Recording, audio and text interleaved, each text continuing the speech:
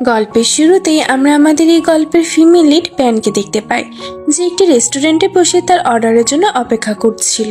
তখনই ওর চোখ সামনের একটি টেবিলের দিকে পড়ে, যেখানে একটি ছেলে গোপনে অন্য একটি মেয়ের ভিডিও ধারণ করছিল। প্যান তখন ওই মেয়েটির কাছে গিয়ে ছেলেটির ব্যাপারে বললে ওই ছেলেটি তখন সেখান থেকে পালিয়ে যেতে থাকে। তখন আমাদের অ্যাথলেটিক হিরোইনও ওই ছেলেটিকে ধরার জন্য তার পিছনে ছুটতে থাকে।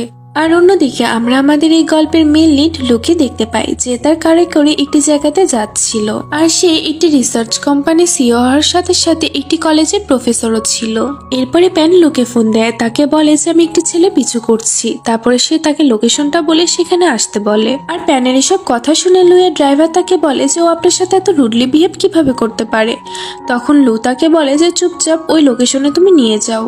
আর ওইদিকে প্যান ওই ছেলেটিকে ধরে ফেলেছিল। তখন ওই ছেলেটি প্যানকে বলে যে তুমি একটি মেয়ে হওয়ার সত্ত্বেও এত জোরে কিভাবে দৌড়াতে পারো। আর তখনই প্যানের মাথা ঘুরতে থাকে, আর সে একটি অ্যাক্সিডেন্টের দৃশ্যের কথা মনে করতে থাকে। আর এখানেই আমরা জানতে পারি যে প্যানের একটি অ্যাক্সিডেন্টের কারণে অ্যামেজিয়া হয়ে গিয়েছিল। আর এই অসুখটার কারণে তার পূর্ববর্তী 1 ঘন্টাতে তার সাথে কি ঘটেছিল সেটি তার মনে থাকে না।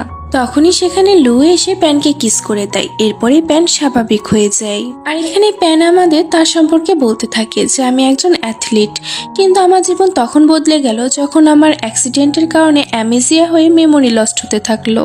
এরপরে প্যান আমাদের তার এবং লুয়ের সম্পর্কের ব্যাপারে বলে যে তাদের রিলেশনশিপ কিভাবে শুরু হলো। আর এরপরে আমাদের একটি ফ্ল্যাশব্যাক দেখানো হয়, যেখানে আমরা দেখি যে প্যান যে কলেজে পড়তো সেই কলেজের প্রফেসর ছিল লু। আর একদিন কলেজে লুয়ের সাথে প্যানের ধাক্কা লাগার ফলে লু প্যানের গায়ের উপরে পড়ে যায়। আর তখন একটি লোক এসে লুয়ের গায়ের উপর পড়ে যায়, যার ফলে লু এবং প্যানের তো এখানে কিস হয়ে যায়। আর এরপরে প্যান উঠে লুকে একটি চর মেরে দেয়, তাকে বলে যে এটি আমার ফার্স্ট কিস ছিল আর তোমার জন্য সেটা নষ্ট হয়ে গেল।